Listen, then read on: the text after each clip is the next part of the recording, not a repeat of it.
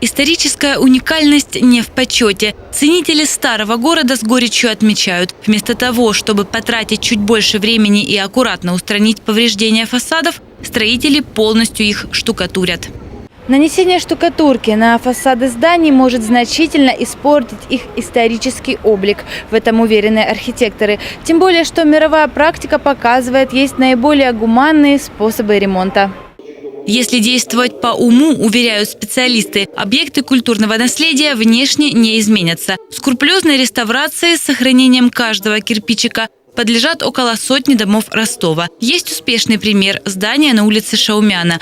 Правда, работы обошлись в 46 миллионов рублей. Вот у нас настолько интересно бывает. Ничего не делаешь – плохо.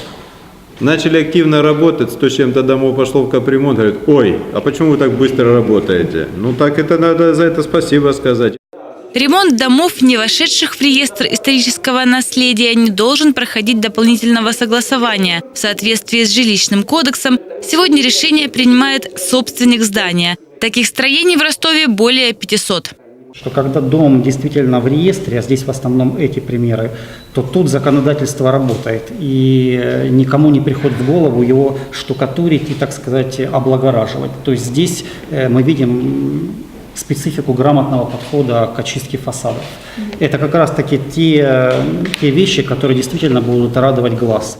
Страдать от безделья специалистам не придется. За 3 месяца, то есть до прихода холодов, нужно успеть отремонтировать фасады и крыши более 150 домов в центре города.